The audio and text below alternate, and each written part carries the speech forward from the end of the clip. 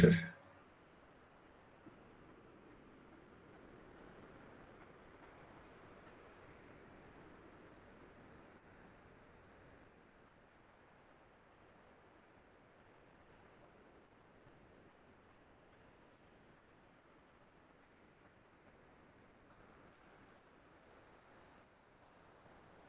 good afternoon, guys.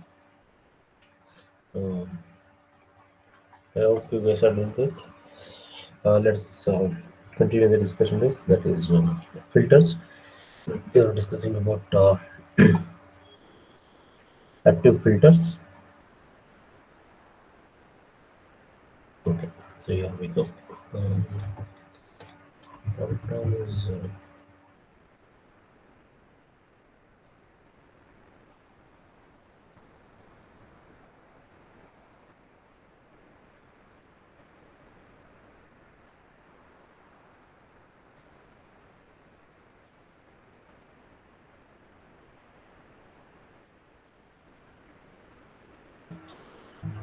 okay.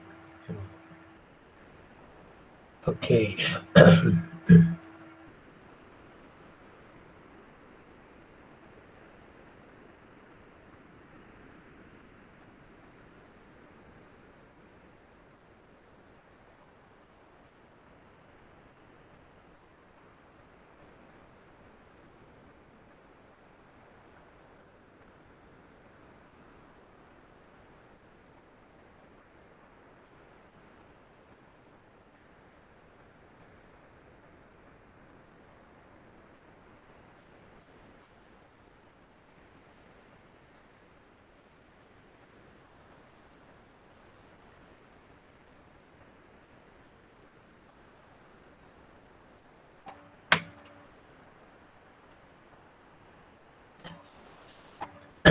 Okay, it's fine.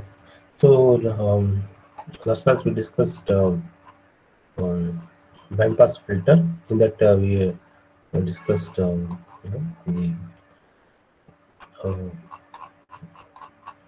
this broadband filter.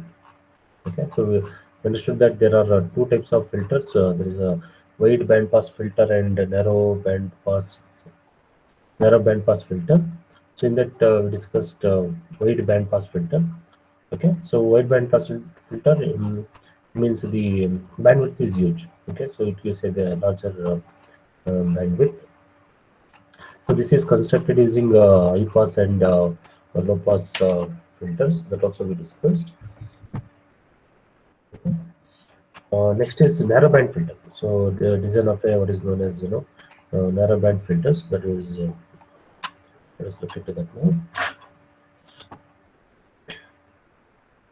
because students are still joining. So I need to okay, there we go. Okay, narrow band pass filter. Yeah. So narrowband pass filter. No, using multiple feedback is shown in figure 713. Is it? No, okay. Okay. Somebody is on the line. Just a second. I need to close this. Okay. Yeah.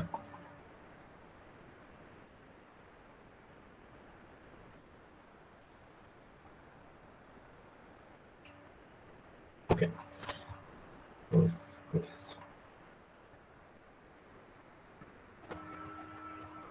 Ah, okay. So this is multiple feedback narrowband pass filter. Okay. So what is multiple feedback? Okay. Yes, if you can see the diagram. Okay. So we have two feedback. That's why it's known as a multiple feedback narrow band pass filter. So one feedback is provided using C1 and R1 combination. C1 or R1 or R2. Sorry, it's R2, not R1. It is R2. It's not clearly visible in this scan, because the textbook what I got is from library that is no low cost printing edition. That is the paper quality is very poor. So I couldn't get a proper scanning. Maybe I don't know how to take a better scan anyway. Okay, so one pair of feedback is provided by C1 and R2. Another feedback is provided by the pair, R1 and C2.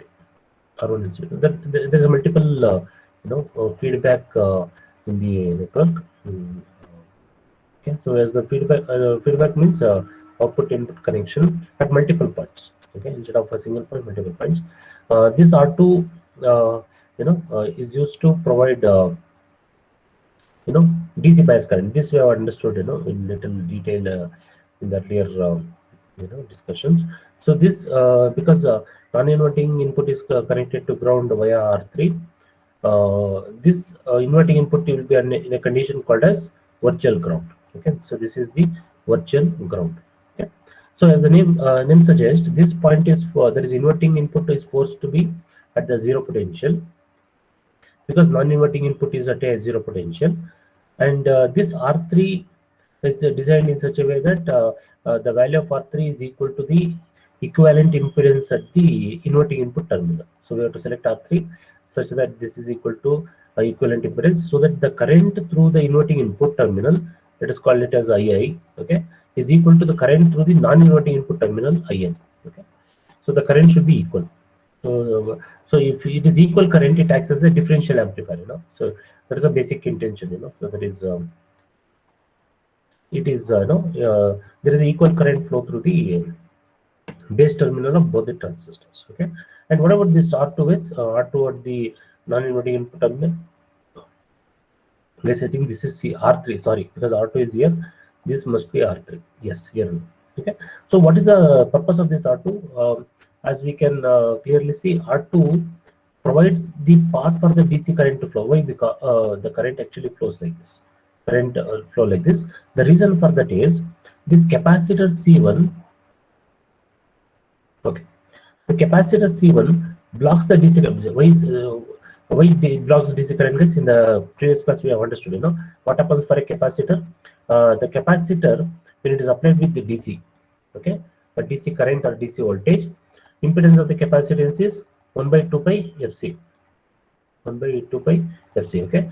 If frequency is 0, impedance of the capacitance is infinity, very high. Okay. So it blocks the DC component. Okay, so thereby, because it is blocking DC component here, we need some way to provide DC current to flow to the the inverting input terminal. Okay, if a resistor is provided at the inverting, let us say for example, the current resistor to ground here. Okay, sorry, yeah, one resistor to the ground.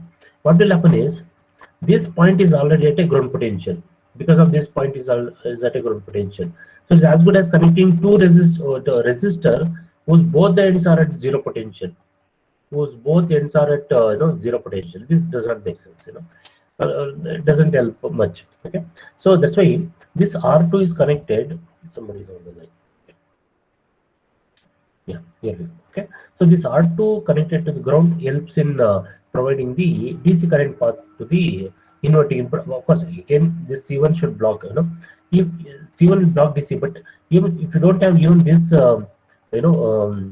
resistance also. See, this feedback is C2. This will block DC. Here it is blocking DC.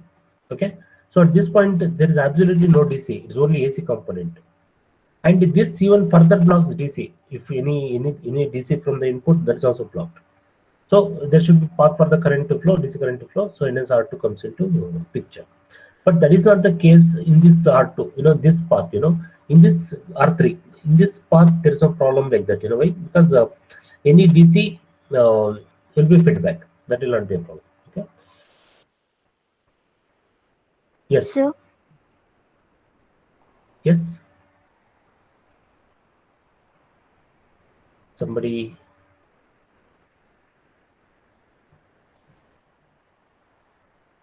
May I know who is this? Somebody said.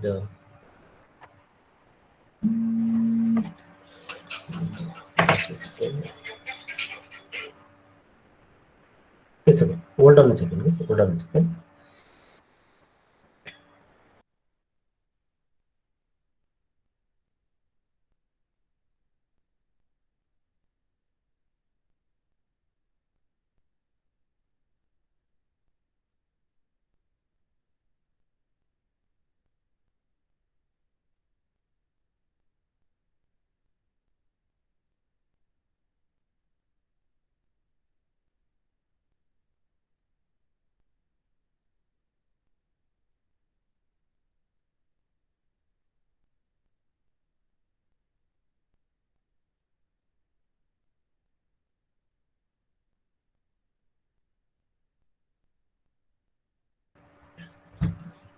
Okay, somebody said somebody had any questions or anything to get. No, sir, they joined. Okay, fine. Here we go. Okay, okay. Okay. So this is a narrow multiple feedback narrow. Okay, what is the response? Is frequency response? Very simple. Similar to wideband filter. But what the thing what we see is this bandwidth will be very small in case of a narrow band filter. What is the intention of a narrow band filter? Is that not to get a big bandwidth. Not necessary. What we are focusing is on only FC center frequency. I want only let's say 1 megahertz signal to be passed, and any other signal other than this frequency should be blocked. So there is an intention. That is called as a narrowband filter. Okay. Band pass filter. There is wide band pass filter. The intention is to allow range of frequencies to pass through. So there is the that is the purpose of a wide band pass filter. Okay. Uses only one op amp, of course. Compared to all the filters, the filter is unique in the following respects. It has two feedback paths. Okay, hence of course, hence the name multiple feedback filter. Op amp is used in the inverting mode. Of course, that we understood.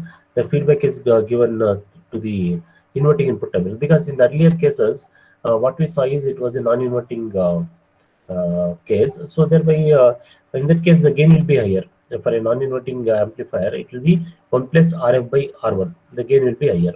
But here is going to be, gain is only feedback divided by input resistance. Okay, so gain will be lesser in case of an inverting input amplifier, inverting amplifier, but it has its own advantages. In terms of stability, it is far better compared to non-inverting amplifier. So the narrow band pass filter is designed for a specific values of center frequency, okay, and Q. There is quality factor, or FC, and bandwidth. Okay, so it is designed for FC, that is center frequency, or quality factor, or center frequency and the bandwidth. So based on the requirement, that is, we want a particular frequency and a smaller bandwidth, or we want a particular frequency and the quality factor. Okay, well, for these two reasons, narrow band filter is designed, is used. Okay, the circuit components are okay. Fine. So the design method. Starting with the selection of C component. How many C capacitors are there in the circuit? If you see, there are two capacitors. Okay, there is C1 and C2. See, these capacitors are not coupling capacitors. In the AC amplifier circuit, we have designed that at the input stage we have a coupling capacitor. There is a C in input coupling capacitor. Let us say here there is a C out. This C in C out is used to block DC from entering the circuit or leaving the circuit. That will be the purpose of coupling capacitors. But these two are not coupling capacitors. These two are the part of the filter circuits. Okay, just like what we saw in high pass filter and low pass filter. So C1, C2 is the filter capacitors. So which is taken as a single value, as a standard value of the capacitance. So from that we can find out the value of R1. Okay, R1, R2, and R2. See this R1. If you see the position of this R1, R1 is the input resistance. Okay, R2 is the it provides the DC path for the current flow, and it also acts as a voltage divider network. And R3 is the feedback network, a part of the feedback network. Okay, so this R2 and C2 are part of the feedback networks.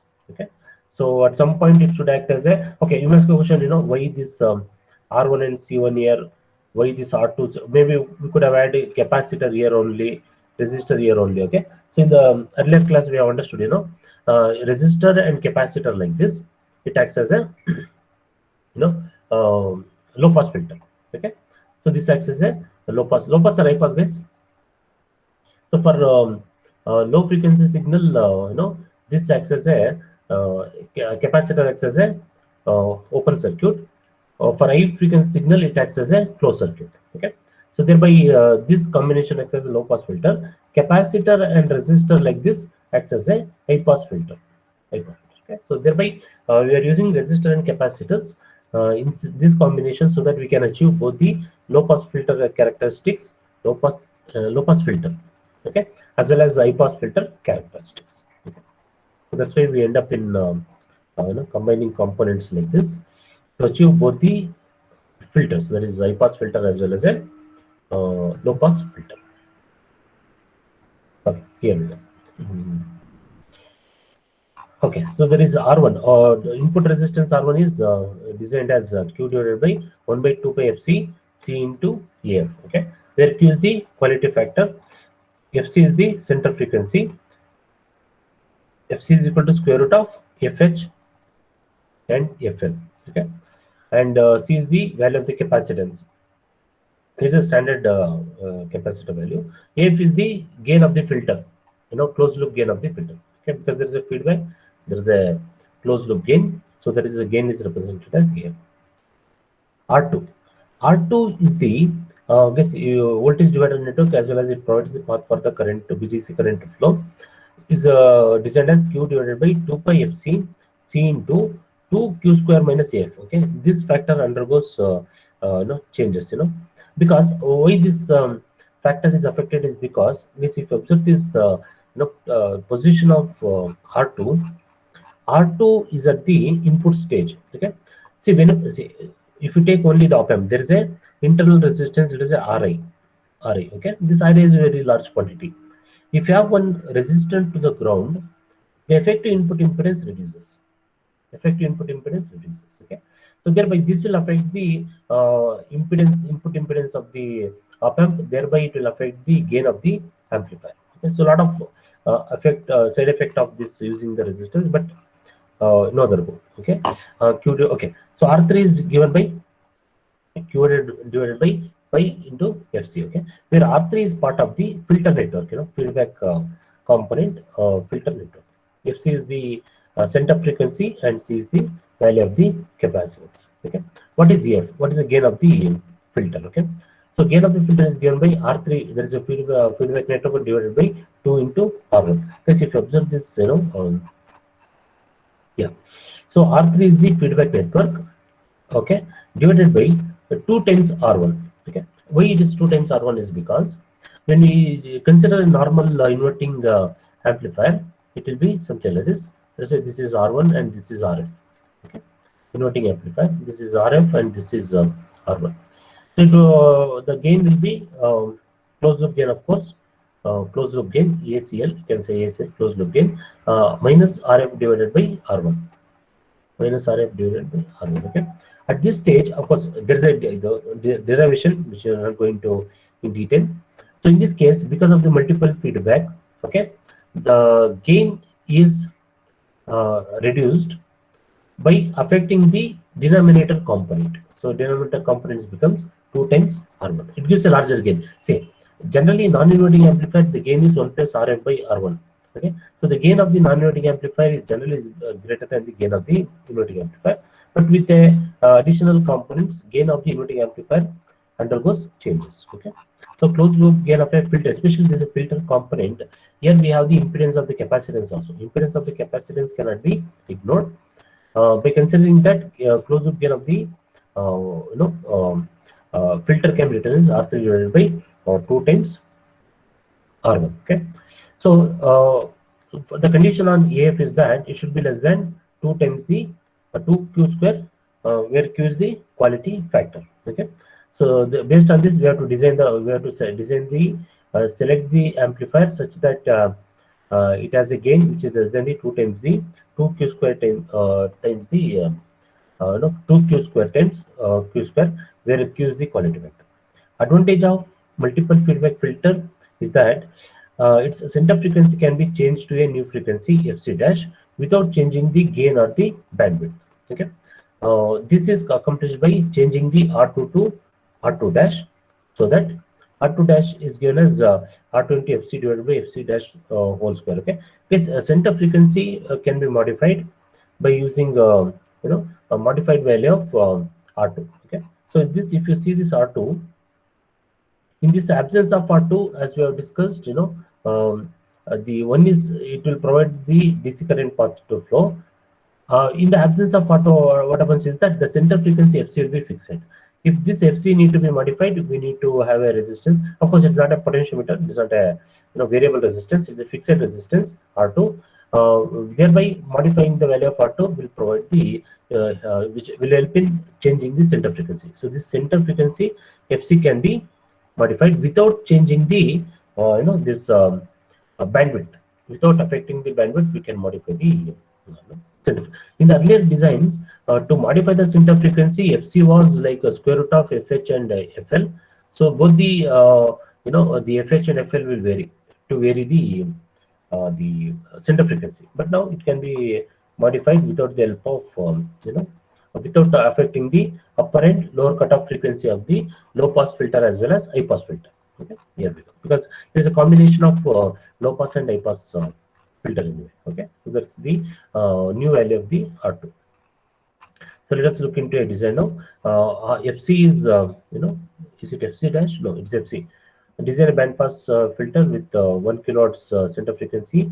Q is 3 and AF is 10. Okay, so AF should be less than 2 Q square, 2 times Q square.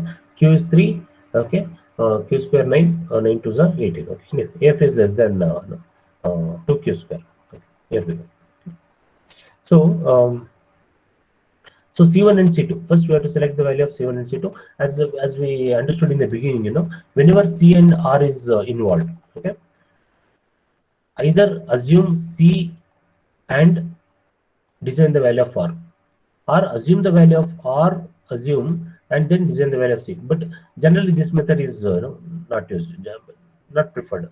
Usually, we go for a standard value of capacitance, then we go for a resistance. Okay, so C is C1 and C2. Okay, assumed. Then we find the values of R1 and R2 and R3. So C1 and C2 0.01 microfarad. So with that we'll get the value of R1, R2 and R3. Okay, for a given value of C1 and C2 and frequency and the Q factor. Okay, so center frequency and the Q factor. Okay, so it is around R1 is 4.7 kilo ohms, R2 is 5.9 kilo ohms, and R3 is 95.5 kilo ohms. Okay. Now, okay. Because if you observe the values of this, compare the values of resistances. Simple comparison. We understand that the least value is the input resistance R1. Okay. Because higher the value of resistance, it will modify the input impedance one thing, and this will increase the what you call power dissipation in the circuit. R2 5.97 kilo ohm, that is the resistance connected to the ground, and this not this 100. Okay, this one R3. R3 is a feedback resistance. It's a very high value. Okay, so at this stage the R3 will modify the filter characteristics. Okay, yeah, here we go. And R1, okay, standard values. Okay, from the standard resistor table, R1 value is 4.7 kilo ohm, R2 is 6.2 kilo ohm, and R3 is 100 kilo ohm. Okay, fine. Now let us understand why the R2 and R3 values are larger than the calculated value. Larger than the calculated value. Okay, so for that I'll open the standard resistance table. Just hold on a second. So just hold on a second. Okay, so this is standard resistor table. Okay, fine. Here we go. Standard resistor table. 10%. Okay, under a 10% tolerance table, we'll find the values of standard resistor values. So for a 5.97 kilo, okay, for a 5.97 kilo R2, 5.97 kilo ohms. Okay, so 5.97 is somewhere here. 5.97. Okay, yeah, 5.97 kilo ohms. Okay, because the smallest value is actually 5.6 kilo ohm. Okay, and 6.8. Next larger value 6.8 kilo ohm. Okay, so if you observe this, the value 6.2, 6.2, no, 6. Okay, I think not 10% tolerance. Is it 5% tolerance? I don't have the under 5% tolerance. Just a second. 5% tolerance of 5.97 kilo is 6.2 kilo ohms. And because in this case 5% tolerance is just a second. I'll check in the book. Because 6.2 kilo I need to.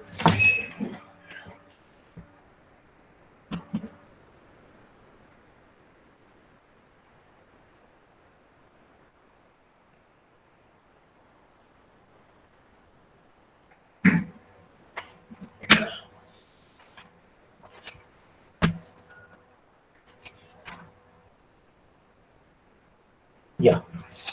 Guess. Okay. Guess in this table actually this standard for 5% tolerance is not shown in this link. In this scan, I'll scan it and share it with you. Okay. Meantime, let me open in the page. I got the hard copy, but to show it to you guys, let me open the standard resistor table. Okay, for 5% tolerance option. For 5% tolerance, we get 6.2 kilos. Okay, which is not there for the 10% tolerance or the 1% tolerance. Okay, for 5% tolerance, okay. What is the tolerance? Okay, let me check table. 5% tolerance.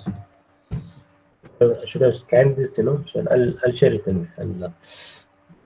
This one, I'll just open image in new tab. Okay. Oh, so small printing, is it really possible to see this? Oh my god. 5 power. How to read this? The resistors, the symbol is bigger than the value. So this is up to noise, this will not help. This one should have. Is it for 5% tolerance? Let me check this. I'll check here only. 6 point. Yes, here it is. Here it is. Open image in new tab. Okay, here we go. Okay, this in this. Oh, okay. Okay, let's observe this. In this, we have for a resistor value of 5.97 kilo. The nearest values are for 5.97 kilohms. The nearest value is 6.2 kilohms and 5.6 kilohms. Okay. Ideally, we should have taken actually 5.6 kilohms, okay, rather than 6.2 kilohms. Okay. What happens if this resistor value taken is smaller? Let us look into that. Because under what conditions we have to select a larger resistor value, that we need to understand here. Okay, so in this case, that is R2. Okay, so if you see the expression for R2, there is a resistance, input resistance, which is connected to ground. Okay, if say in this factor Q is a fixed quantity. Okay, this always see, all these are constant quantities. FC, C is also a fixed quantity because we select a standard you know capacitor value. AF is also no, but AF, what happens is that AF does not depend on R2. So by default, AF is a standard quantity. That's not the issue. Okay. So thereby here, what happens is that when R2 is taken smaller quantity, okay. Let us say, for example, what we wanted is 5.97 kilo. Okay, 5.97 kilo. The standard value was 5.6 kilo ohms. Okay, if 5.6 kilo ohm is taken, R2 is proportional to Q factor.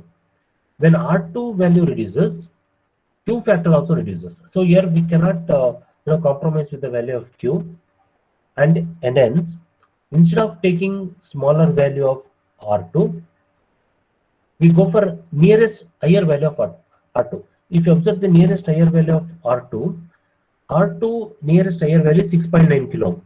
5 point, see, what is 5.97 kilo ohm is? It is close to 6. Okay, close to 6. The difference between 6 and 6.2 kilo ohms and 6 and 5.6 kilo ohm. What is the difference?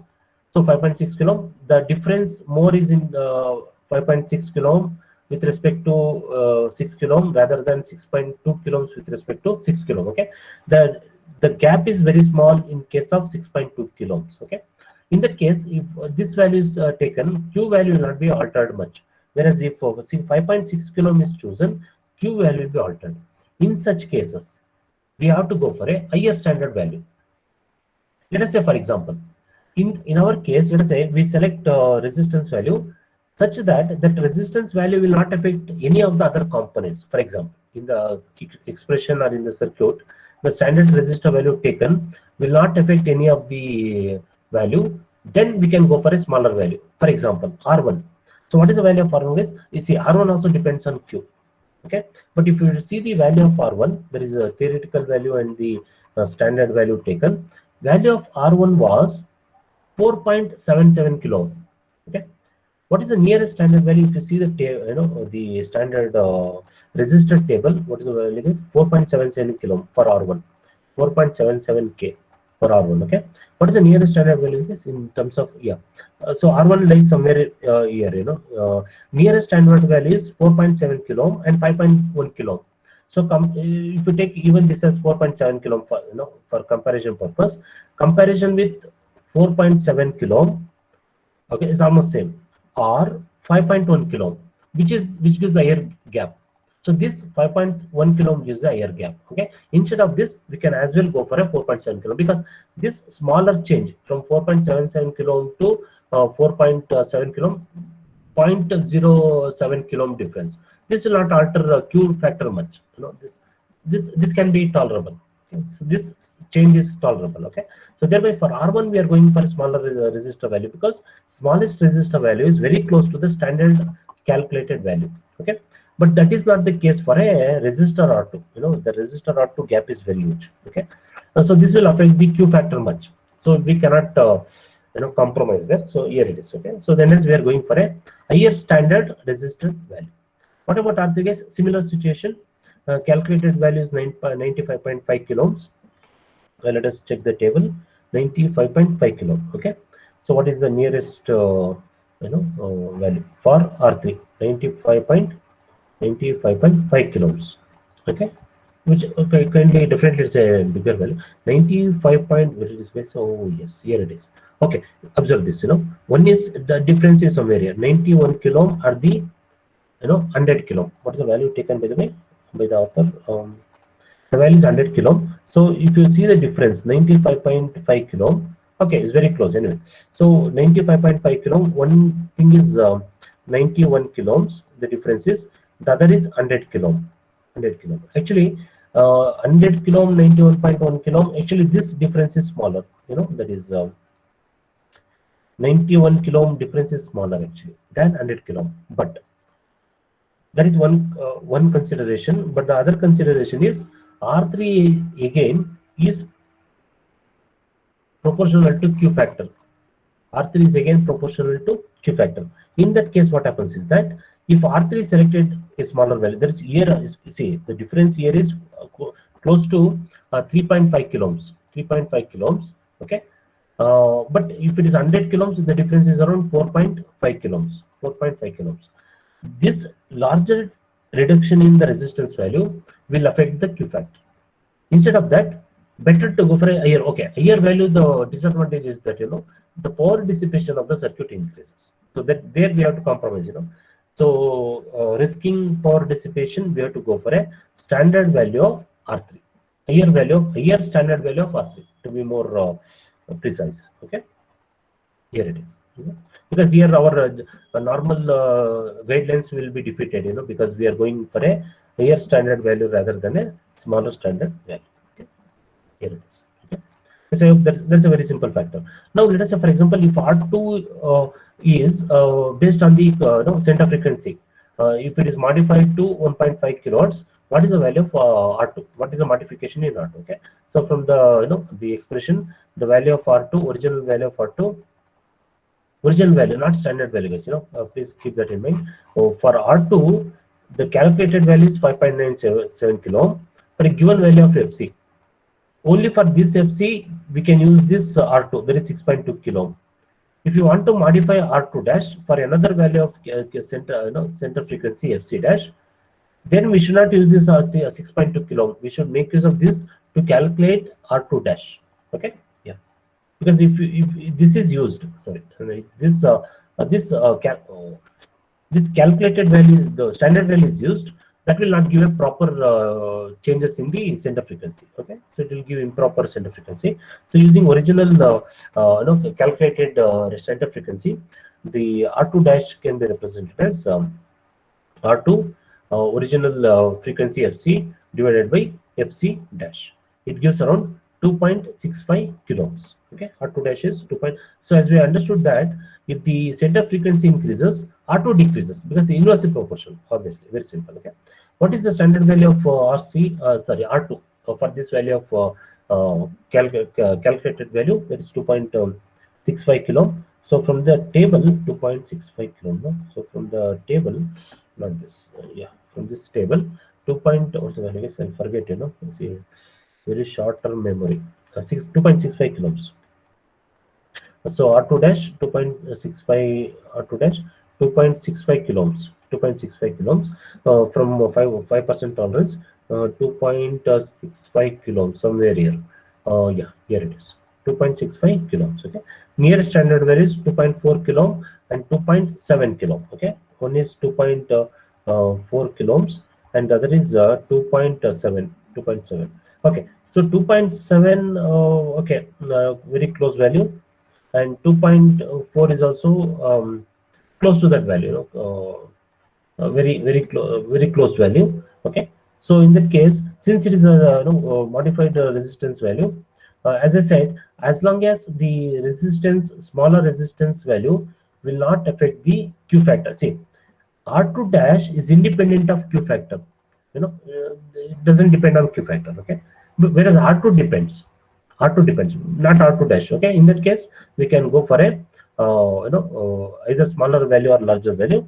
Again, that decision depends on the C. For example, in this case, though it is independent of Q, higher standard value is taken because the difference with respect to the higher standard value, that is 2.7 kilo, it is only 0.5 kilohms, whereas in this case the difference is around 2.5 kilohms. Difference will be little large, 2.5.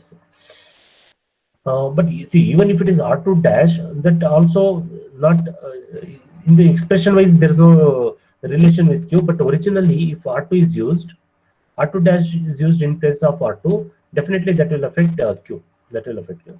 So thereby the smallest difference we have to see. Smallest difference with the higher standard value or the lower standard value of the resistor. So that's how we can select the values of the component. Because in the in the test or examination, whenever is there any numerical problem on this design, you have to write this circuit diagram, even if it is not asked in the question to write the circuit diagram. Write the circuit diagram and start entering the values. For example, C1, C2, 0.01 microfarad. R2, for example, that is 6.7 kilo, something like this. R2, R3. Write the values. Okay, enter the values so that it looks like a complete circuit. So that's very important. Okay, even if it is not asked in the problem, you have to write the circuit diagram and enter the values of the resistor and capacitors. Okay, band reject filter, of course, very simple. As the name suggests, it will reject a part, the set of frequencies. Also called as a band stop or band elimination filter. Some authors, they use a different terminology. Frequencies are attenuated in the stop band while they are passed outside the stop band. Is attenuated or the gain will reduce only in that particular range. Band stop filter. This is band stop. Band stop. Whereas these are the pass band region. These are the pass band region. Okay. Yeah. Yes. Okay. 7.1. Yeah. Figure. Just a second. Let us. Here it is. Band pass. Band reject filter. So this is the actual circuit diagram of the. I need to resize the page to fit the. Okay. I think this is better. Okay. Okay, so the parallel combination is used. Just like in a band pass filter, band reject filter can also be classified into wide band reject, narrow band reject. Possible, So whenever we are rejecting something, we can reject widely or we can reject narrowly also. That's also possible. Center frequency. For us, important is FC. Center frequency is point of interest or bandwidth. The worst possibility is the bandwidth. We want the bandwidth or we want the center frequency or we want both. The narrowband filter is uncommonly called the notch filter. It is also called as a notch. Maybe because because of the shape, because of the shape of the response, this is called as a notch filter. Uh, Rarely used. So because of its higher quality factor to higher than 10, the bandwidth of the narrowband reject filter is much smaller than that of the wide band reject filter. Okay, bandwidth will be smaller. That's why it's called as a narrow band pass filter. First is wide band, not band pass, sorry, band reject filter. So wide band reject filter using low pass filter and the high pass filter and a summing amplifier. Okay, guess what is the logic here is how do we construct this band reject filter, something like this, yeah. So in this case, first comes the low pass filter, and then comes the high pass filter. So this is the low pass filter response, and comes the high pass filter response. Okay, no, or the frequency. Okay, so this part is contributed by low pass filter, and this part is contributed by the high pass filter, something else. Okay, so this range is eliminated. This portion of the frequency range will be eliminated. Okay, whereas this range and this range are passed by the low pass and high pass filter. Okay, if low pass and high pass filter are connected in series, there is high pass filter and low pass filter, then we get a band pass filter. If they are connected in parallel, okay, so what is parallel? So if a low pass filter and high pass filter, they are connected in parallel. Yes, somebody is on the door. Just a second.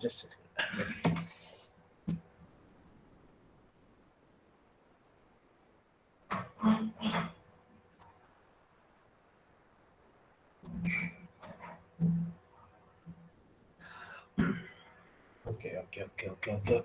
Yes. Okay.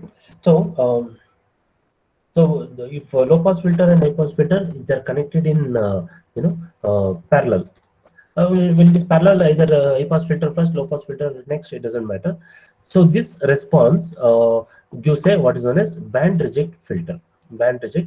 Okay, but since we are getting responses parallelly, we need a device to sum up these. Okay, so that is nothing but the summing amplifier. It is nothing but the summing amplifier. Since op amp is a good what do you call amplifier, which using which we can perform some mathematical operations. So summing amplifier is implemented using a operational amplifier. Okay, so this is the input signal.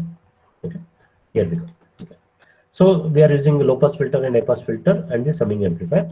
To realize band reject response, lower cutoff frequency FL of the high pass filter must be larger than the higher cutoff frequency of the FH of the low pass filter.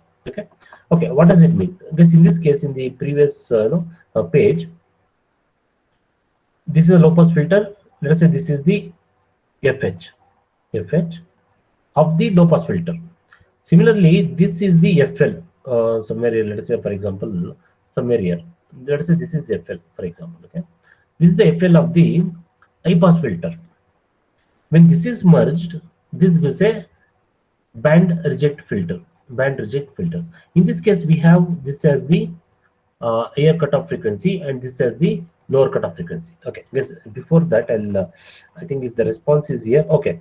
Because in this case, what is the nomenclature is used is it is not FH and FL. Instead, it is FL and FH. That is, in the band reject filter, in band pass filter, this kind the frequency towards right is called as FH, and frequency towards left is identified as FL. Okay. But in band reject filter, the nomenclature is different. For a band reject filter, this is FL.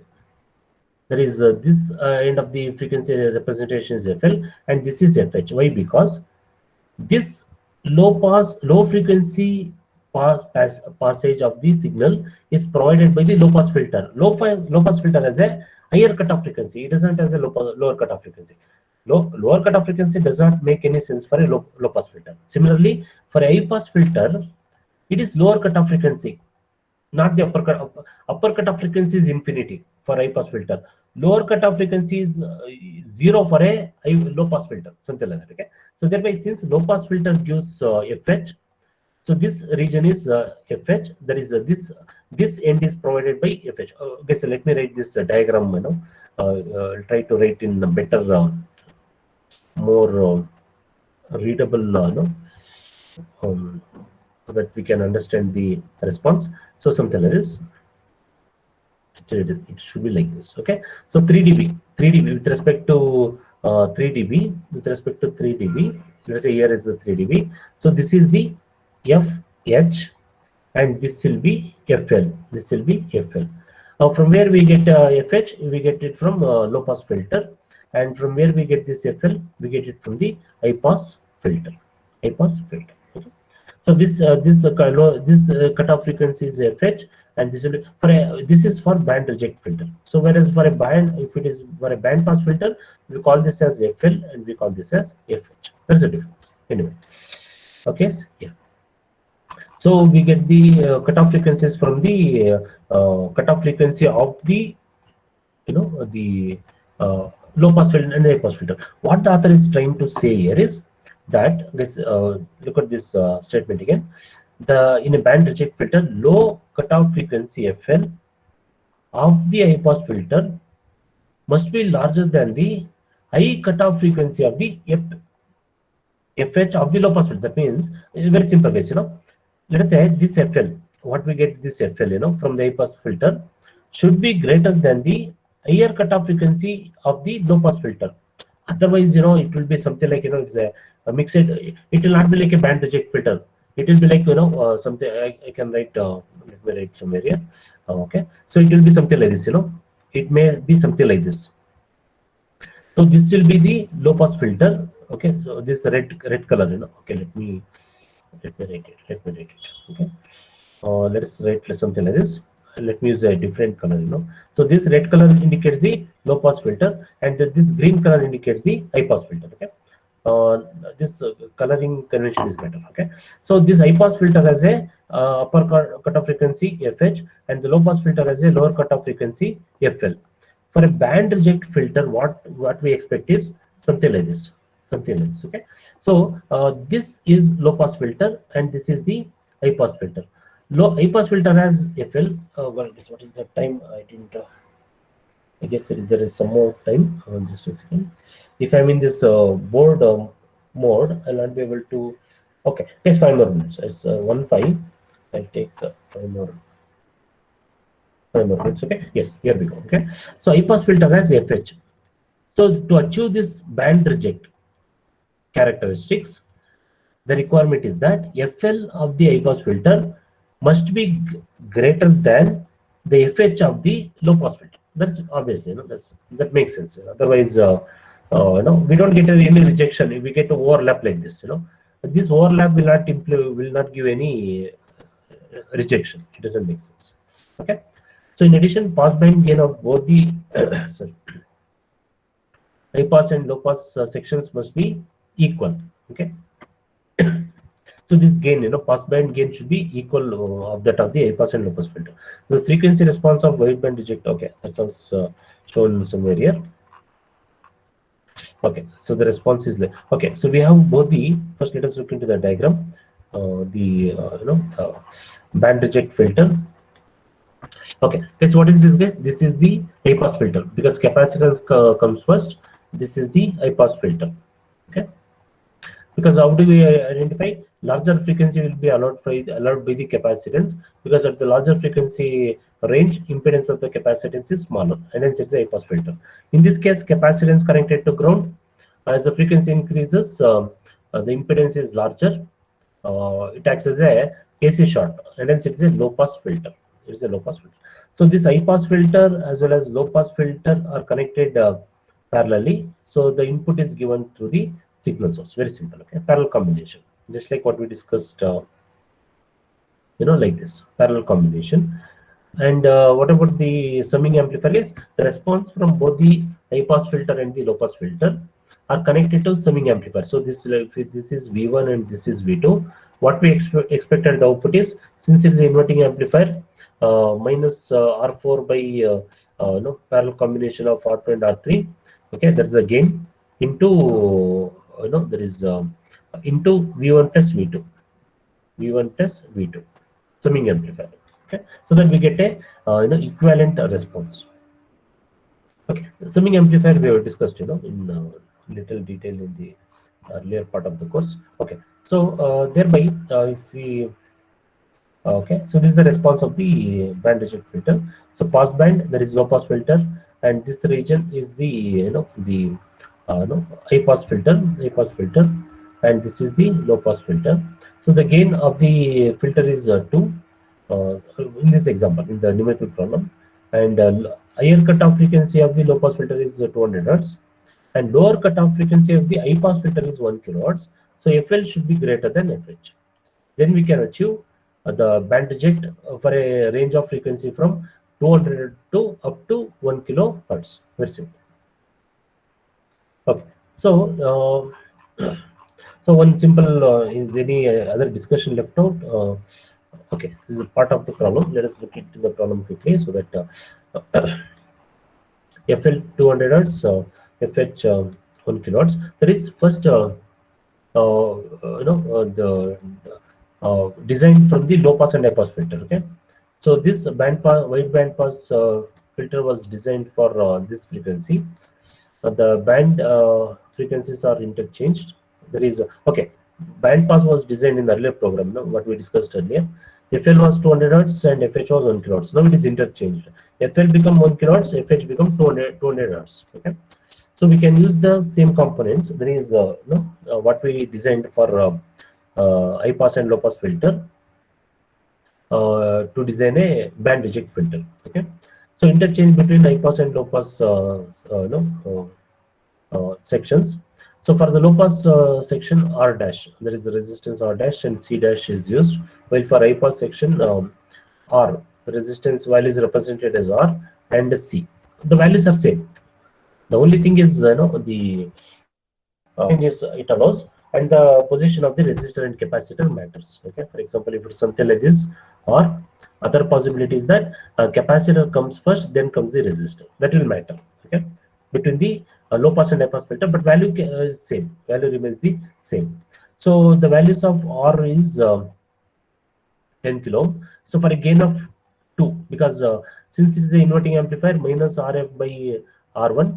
Okay, so based on that we can select a value in such a way that we get a gain of 2. Okay. Yeah. Sorry, it is a, I'm sorry, excuse me, sorry, it is a non-inverting amplifier. Sorry. So for a non-inverting amplifier, it is 1 plus RF by R1. 1 plus RF. So thereby, if RF is equal to R1, the gain of the amplifiers, which amplifiers? A1 and A2, not A3. So gain of the A1 and A2 is 1 plus 10K by 10K is 1. That is 2. So the gain becomes 2. Gain of the amplifier becomes 2. Very simple. Okay? Yeah. So next is the selection of the value resistors R3 and R4, because this gives the design of low pass and high pass filter. Okay, first comes the high pass filter, then comes the low pass filter.